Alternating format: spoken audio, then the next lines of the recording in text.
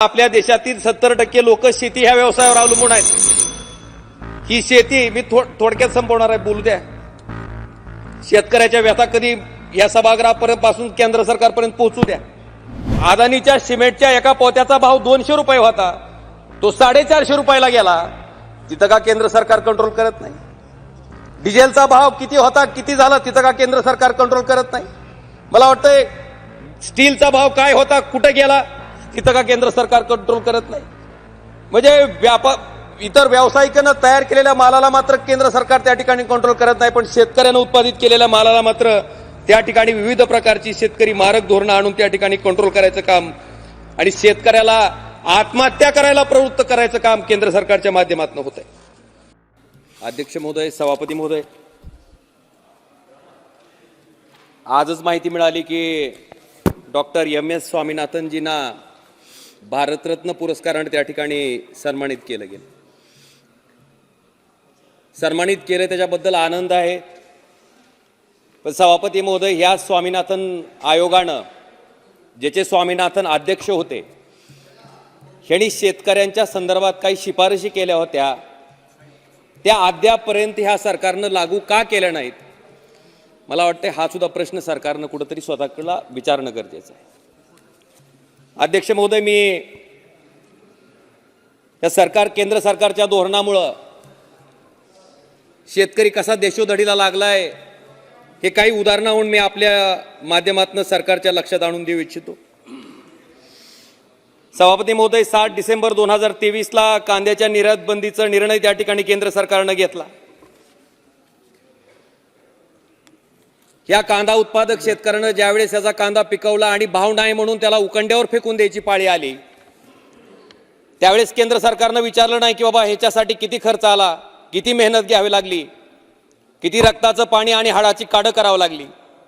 पण अध्यक्ष महोदय, ह्याच कांद्याला जेव्हा 50 रुपये 60 रुपयाच्या घरात दर येत होता, ताबडतोब केंद्र सरकारनं त्या ठिकाणी ह्या निर्यात बंदीचा निर्णय घेतला आणि त्या ठिकाणी कांद्याचा दर कोसळल्यामुळं कांदा उत्पादक शेतकरी अडचणीत आला।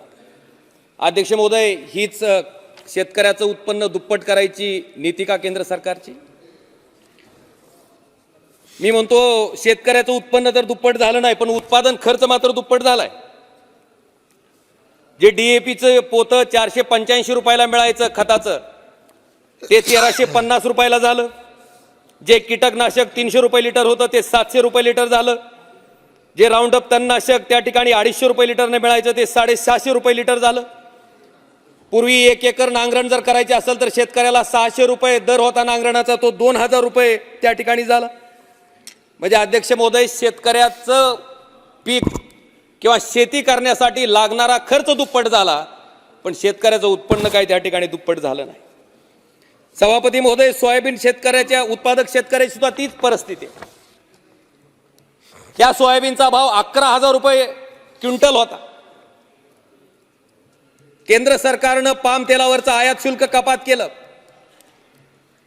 बरं, पाम तेलावरचं आयात शुल्क कपात केलेलं एक वेळ समजू शकतो की गोरगरीब लोकांना पाम तेल स्वस्त मिळावं ही भूमिका असेल, पण सभापती महोदय, सोयाबीन आयात केल्यामुळं 11,000 रुपये क्विंटल ज्या सोयाबीनचा भाव होता तो 4,000 क्विंटल पर्यंत खाली आला। सभापती महोदय, 11,000चा भाव 4,000 आला असेल तर एका क्विंटल मागे एका शेतकऱ्याचं 6,000 रुपये नुकसान झालं। 5 एकरचा जरी शेतकरी धरला आणि 5 क्विंटल जरी एकरी उत्पादन पकडलं तर 5 25 आणि 25 क्विंटलला जर 6,000 रुपयाचा फटका त्या ठिकाणी शेतकऱ्याला बसत असेल तर किती लाख रुपयाचं शेतकऱ्याचं नुकसान झालं? 2-2 लाख रुपये, 2.5 लाख रुपये शेतकऱ्याचं नुकसान त्या ठिकाणी पडलेल्या भावामुळे झालं आणि त्या शेतकऱ्याला मात्र आपण वर्षाला 6,000 रुपये देऊन त्याचा सन्मान करतो। हाच प्रधानमंत्री किसान सन्मान का साहेब शेतकऱ्यांना? अध्यक्ष महोदय, आज दुधाच्या भावाच्या परिस्थिती सुद्धा तेच आहे।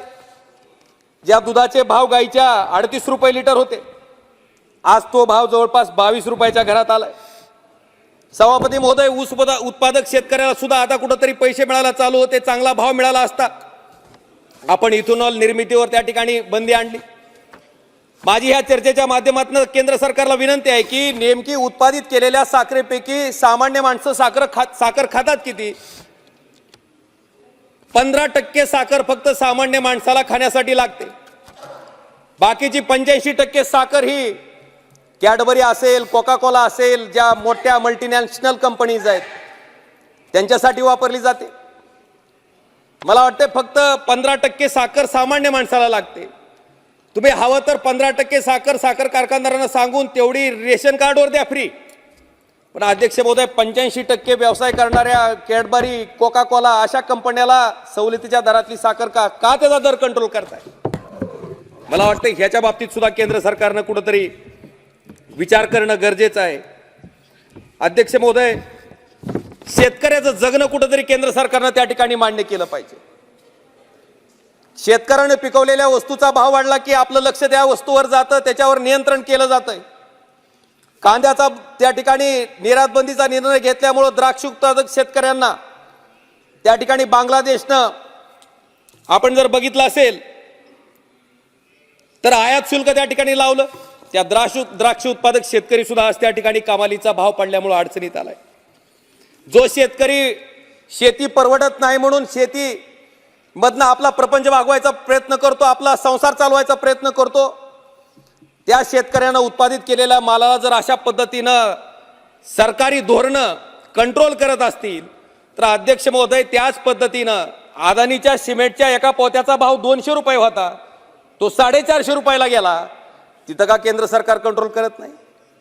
डिझेलचा भाव किती होता, किती झाला, तिथं का केंद्र सरकार कंट्रोल करत नाही? मला वाटतंय स्टीलचा भाव काय होता, कुठे गेला, तिथं का केंद्र सरकार कंट्रोल करत नाही? म्हणजे इतर व्यावसायिकांना तयार केलेल्या मालाला मात्र केंद्र सरकार त्या ठिकाणी कंट्रोल करत नाही, पण शेतकऱ्यांना उत्पादित केलेल्या मालाला मात्र त्या ठिकाणी विविध प्रकारची शेतकरी मारक धोरणं आणून त्या ठिकाणी कंट्रोल करायचं काम आणि शेतकऱ्याला आत्महत्या करायला प्रवृत्त करायचं काम केंद्र सरकारच्या माध्यमातून होत आहे. सभापती महोदय, मी भाषण ऐकत असताना बऱ्याच गोष्टी ऐकल्या. मोठे मोठे हायवे झाले, आता आपण 5 ट्रिलियन इकॉनॉमीकडे वाटचाल करतोय. हे ऐकून इन्फ्रास्ट्रक्चरल डेव्हलपमेंट होती, आनंद आहे. पण माझ्या माहितीप्रमाणे आपल्या देशातील 70% लोक शेती ह्या व्यवसायावर अवलंबून आहेत. ही शेती मी थोडक्यात संपवणार आहे, बोलू द्या. शेतकऱ्याच्या व्यथा कधी या सभागृहापर्यंत पासून केंद्र सरकारपर्यंत पोहोचू द्या. सभापती महोदय, ज्या शेतीवर शेती पिकली, शेतीच्या मालाला जर भाव असला तर व्यापार पेठेत जर बघितलं आपण तर डॉक्टरचा दवाखाना असू द्या, सोनाराचं दुकान असू द्या, सगळ्या गोष्टी त्या ठिकाणी जोरात चालू असतात. पण शेतकऱ्याच्या पिकवलेल्या वस्तूला जर भाव नसेल, दुष्काळ असेल तर सगळे व्यावसायिक त्या ठिकाणी माशा मारत बसलेले असतात. सभापती महोदय, आपल्या माध्यमातून केंद्र सरकारला मला एकच विनंती करायची आहे की हे इन्फ्रास्ट्रक्चर डेव्हलपमेंट आपण जसं करताय त्याच पद्धतीनं नदी जोड प्रकल्प सुद्धा केंद्र सरकारनं महत्वाकांक्षी प्रकल्प म्हणून हाती घेतली पाहिजे. आज आपण बिहार सारखं राज्य आहे, आसाम सारखं राज्य आहे, ज्या राज्यामध्ये मोठ्या प्रमाणात महापूर येतंय, शेतीचं प्रचंड प्रमाणात नुकसान होत आहे. आणि दुसरीकडे राजस्थान सारखं राज्य आहे, महाराष्ट्रात सुद्धा काही भाग आहे जिथं दुष्काळी परिस्थितीमुळे शेती परवडत नाही म्हणून शेतकऱ्याला आत्महत्या करायची वेळ येते. मला वाटतं अशा दुष्काळी भागाकडे ते पाणी वळवण्याचं काम केंद्र सरकारनं त्या ठिकाणी केलं पाहिजे. सभापती महोदय, माझी विनंती आहे की मोठे हायवे आपण टोल मिळते म्हणून करताय, पण अशाच पद्धतीनं नदीजोड प्रकल्पासारखा महत्वाकांक्षी प्रकल्प केंद्र सरकारनं हाती घेऊन शेतकऱ्याच्या बाबतीत यथोचित असा निर्णय त्या ठिकाणी घ्यावा, ही विनंती मी या चर्चेच्या माध्यमातून करतोय. सभापती महोदय, मला एवढंच सांगायचं आहे की आज आता आपण श्वेतपत्रिका आणली, पण थोडी ईडीवर जर श्वेतपत्रिका आणली असती तर लक्षात आलं असतं. किमान काही नमुना म्हणून एखाद्या भाजपवाल्यावर, एकात्र भाजपवाल्यावर कारवाई करा की ईडीची, दाखवायला तरी निसती बाहेर जगाला, लोकाला की बाबा आमच्या सुद्धा लोकांचं चुकलं तर आम्ही त्यांना सोडत नाहीत. दुर्दैवानं आपण जर बघितलं असेल ईडीची कारवाई होती, एक माझा 2 मिनिटात संपवतो साहेब. ईडीची कारवाई होते, जसा तो ग्रस्त तुम्हाला सहयोग करायला तयार होतं तसं त्या चौकशीचं पुढं काय होतं, किती लोकांना ईडीच्या नोटिसा गेल्या आणि जसे ती लोक तुमच्या बरोबर राजकीय ह्याच्यात सहभागी झाली त्याच्यानंतर त्या ईडीच्या कारवाईचं काय झालं, मला वाटतं ह्याच्या बाबतीतली सुद्धा एक श्वेतपत्रिका या ठिकाणी सभागृहात ह्या गोष्टीवर सुद्धा चर्चा त्या ठिकाणी करणं गरजेचं आहे. सभापती महोदय, आज या Please ठिकाणी conclude. संपवतो सभापती महोदय. मला Conclude. I am announcing next speaker. Kindly just- conclude.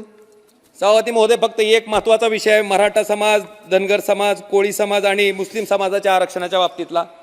सभापती महोदय, आता खाली राज्यात पण आपलं सरकार आहे, वर केंद्रात पण आपलं सरकार आहे. मी कायमस्वरूपी म्हणतोय की कुठल्याही समाजाच्या आरक्षणाला धक्का न लावता सगळ्या समाजाला जर न्याय द्यायचा असेल तर 50% आरक्षणाची मर्यादा ह्या ठिकाणी लोकसभेतच कायदा Thank करून you. त्या ठिकाणी वाढवावी Thank लागणार you आहे. very much. ती मर्यादा श्री, त्या thank ठिकाणी you. वाढवायचं काम करून ह्या सगळ्या समाजाला न्याय द्यायचं काम Thank you, त्या श्री ठिकाणी केंद्र E.T. सरकारनं मोहम्मद करावं ही बशीरजी. कळकळीची विनंती मी आपल्या माध्यमातून सरकारकडे करताय. Shri धन्यवाद E.T. सभापती मोहम्मद महोदय. बशीरजी.